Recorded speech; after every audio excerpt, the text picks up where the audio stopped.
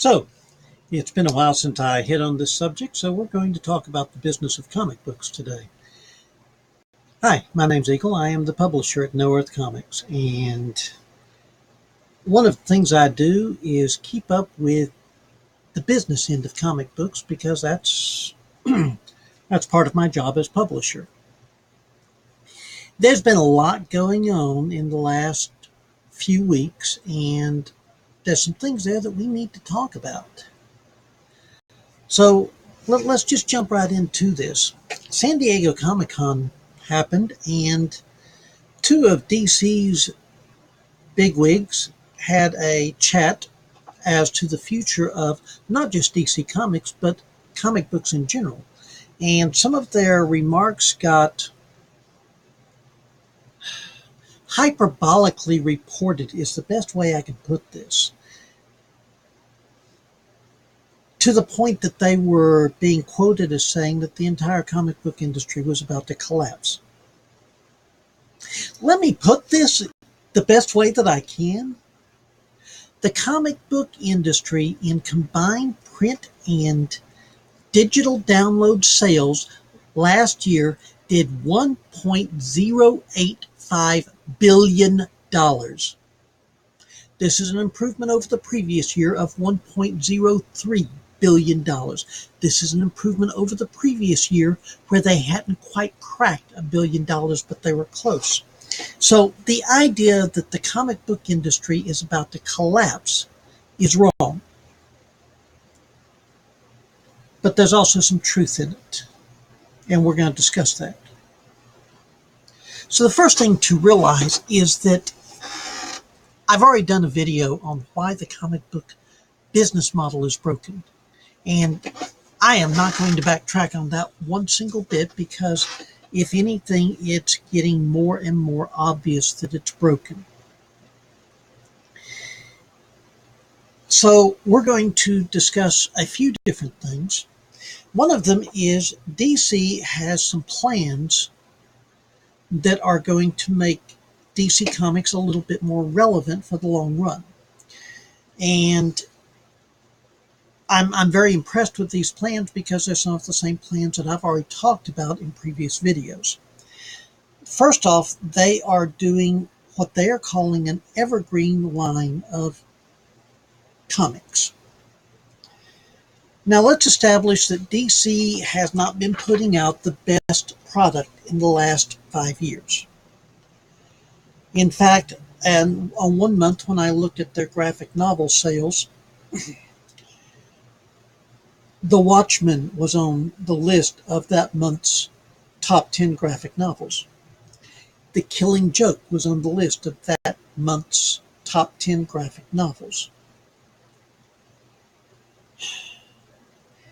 The Dark Knight Returns was on the list of that month's top 10 graphic novels. And Sandman was on the list of that month's top 10 graphic novels. So what this means is that most of their comic book sales on that particular list were coming from their back catalog. Ladies and gentlemen, that's scary. It means that they're not putting out anything new that is generating enough interest. And I didn't touch on this, but since they've come up with this evergreen idea, I thought that it was worth touching on. DC is going to do a line of presumably magazine-sized comics. They're talking about more room for the art to breathe. That's a very lofty phrase. I like it. I might steal it. But more room for the art to breathe, which leads me to believe that we are looking at something along the lines of a heavy metal style format, or possibly something smaller than a Marvel Treasury format, but something that allows for larger art. Let's remember that comic book art is generally drawn on a board that is 11 by 7.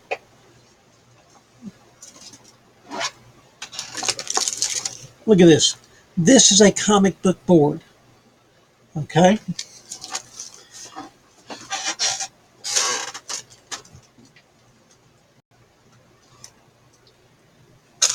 Well, that's amazing. I'm a comic book publisher without a comic book handy. Oh, yes, I have a comic book handy.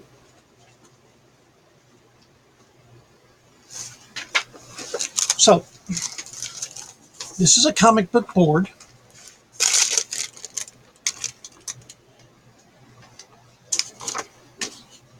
This is a comic book. You can see the amount that this gets shrunk down in order to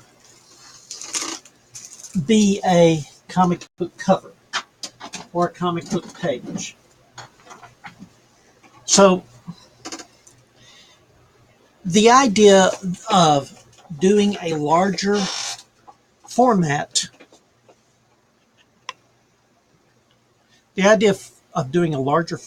for the comics in an attempt to let more of the comic book art show is actually a good one.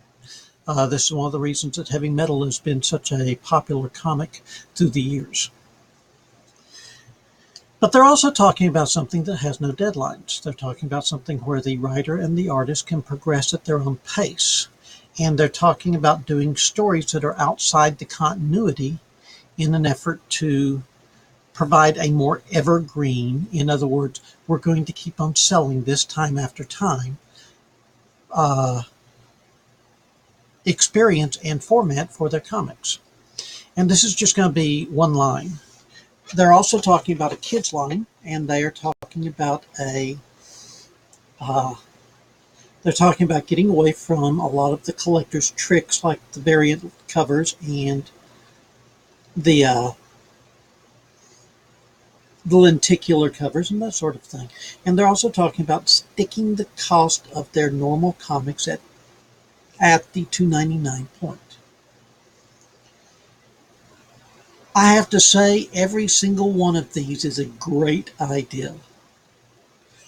No Earth has always had the idea that we were never going to let our comics go out of print. That if you picked up one of our comics and you liked it, you were going to be able to buy the entire line. That you weren't going to, that when we came out with the graphic novel of the first 6 issues, we would take those 6 issues off the shelf, but that would only be because they were now being done in the graphic novel format. The other thing that we're doing is we don't have deadlines, and we're letting the artists and the writers turn in stuff when they feel it's done and when the editorial board feels it's done. We're not trying to rush anything into a deadline. You get hurried artwork, you get lousy writing. So DC stepped down the right direction in this. Why do I say it's the right direction? Because it's the same thing we're already doing. I'm in full agreement with them. Yes, join the bandwagon. It'll make what we're doing look a little bit more intelligent. Marvel, on the other hand, is doubling down on the things that have caused their ratings to slump tremendously. And I've already covered that in other videos, so I'm not going to go any farther into it. Just let me say it's a neat video where I get to praise DC and diss Marvel. So, next thing. There was an article, there were actually 2 articles published. One of them, and they're connected, and they're both dealing with creators and Image Comics. And both of them got published on comicsbeat.com. And I really need to make sure that site's bookmarked because they're starting to have more and more good articles. And the one that I really want to bring up is what kind of creators really sell at Image. Let's do the math. And what he's done is Todd Allen is the writer. What he's done is he's taken the June Image titles and put them into a list and analyzed where the creators came from. And he starts out with The Walking Dead, which is at issue 168, and apparently selling 82. Oh, that's not right. That can't be right.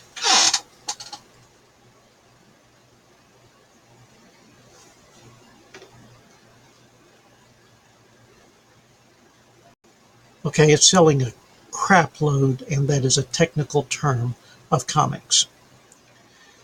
And he goes all the way down the list. Number 2 is Saga. Number 3 is Reborn. Number 4 is Paper Girls. And the purpose behind this was to look at Image titles and how well they're doing, and more importantly, where the creators came from. Because one of the paths for being a creator in comics right now is the following. You start with self-published work, then you move to the indies, then you go up to the bigs, which is Marvel, DC, not Image, not the top 5. You go to the big 2. And you spend some time at the big 2, and you get a prestige title. And you get your critical acclaim, and then you go back to Image.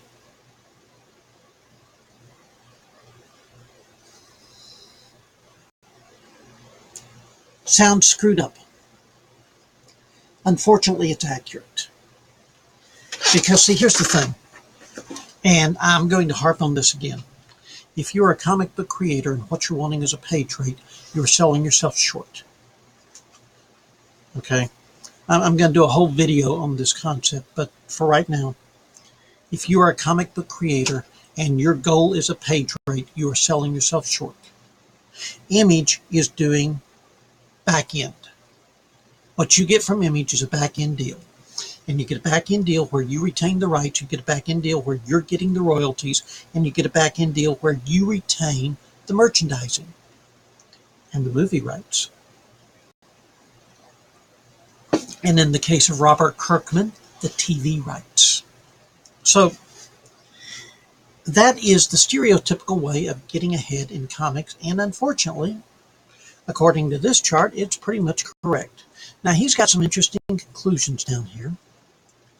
And he says, I'm sure you'll draw some conclusions from the list. Here's some of mine. It's a writer-dominated list, particularly up top. Yes, it is.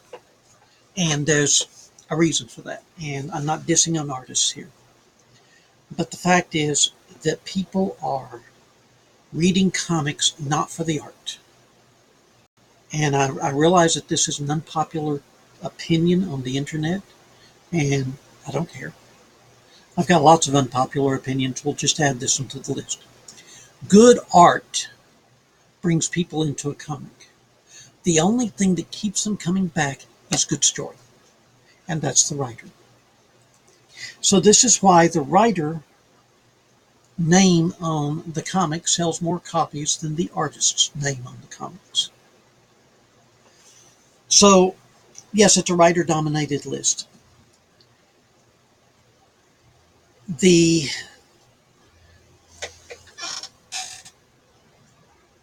next thing he says is that, or not the next thing, but the next thing of interest to me is there isn't a huge percentage of homegrown image creators on that list, particularly at the top. And other than Kirkman, he's right. But he goes ahead and says Kirkman is Kirkman, and you can't expect anyone else to match him. And here's the thing. There's a lot of people out there who have this concept of, well, all I have to do is take my brilliant idea and take it to Image and get approved by Image, and I'll be the next Robert Kirkman. Statistically, it does not work like this. But we're going to keep on going down this because we've got a lot to cover and not much time.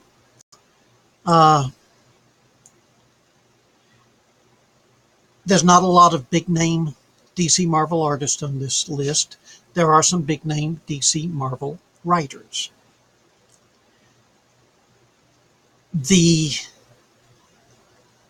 big thing here, though, comes at this interesting point. Rough, the 10K sales line is important because unless you are getting 10,000 issues a month in sales, you are not making enough off of that comic to replace the page rates that Marvel and DC pay.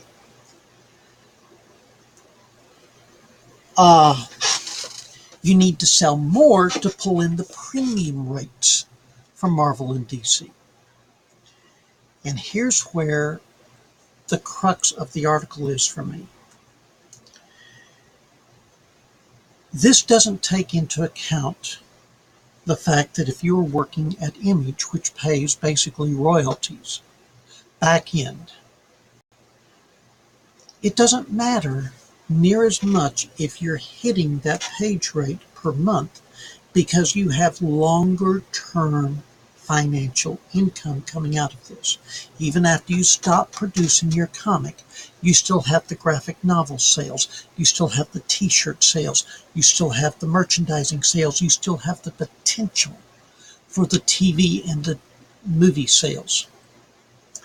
And this is where I think that so much of the creator community is falling down and not planning ahead properly.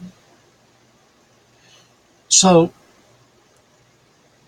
we're going to be pushing, one of the videos coming up is going to be dealing with the royalty model.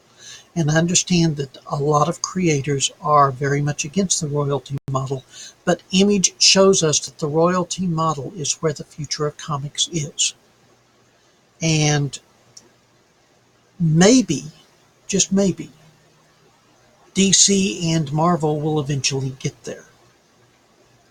But for right now, if you are simply a creator, your end goal is Image or something similar in an effort to get that residual income. The idea that 10 years after you stop doing the comic book, you're still getting a small monthly check on it. And that's okay because you're also getting monthly checks on everything you've done in the 10 years since. And that's how you build a long-term income in the comic book business. So, I told you there were two articles, and the second one was also related. The second one is also from comicsbeat.com, and this one is written by Heidi McDonald, and she is talking about a comic called Spy Seal from Image, and more importantly, she's talking about the creator and a Facebook page that the creator published. And the creator's name is Rich Tommaso. I'm going to go with Tommaso. Mr. Tommaso, I'm not trying to butcher your name. If I didn't get it right, I'm sorry. So he's talking in his Facebook page about having been doing this for 24 years. And he just got sales figures back from Image on issue number 1 of his third series for them. And they were disappointing to him. And the problem with Mr. Tommaso is he's never had a hit. He's no, as the article points out, he's no slouch. But he's also not a certified top-name creator. I had never heard about him before this particular article, and frankly, after reading the first few pages, they put the preview in the article, after reading the first few pages, the comic is not my cup of tea. And there was nothing about it that frankly interested me with 1, 2, 3, 4 pages in, and there's still not a hook that grabbed me.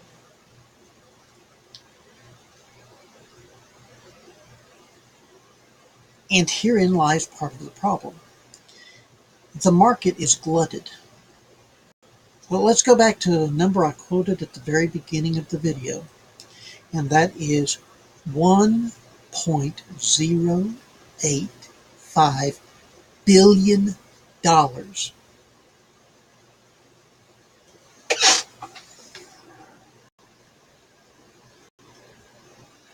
Guys, it's a lot of money. That is the 2016 money, and that is up from 715 million in 2011. Comic sales are growing, but unfortunately, we're a glutted market. I'm not helping any, I'm helping glutted.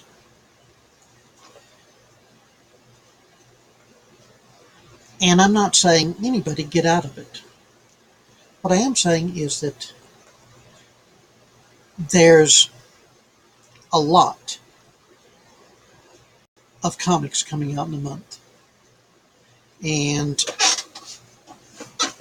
once you get out of the top 100, most of them are not actually selling enough copies to be commercially viable on the business model they're working on. And it's just more indication that the business model is broken.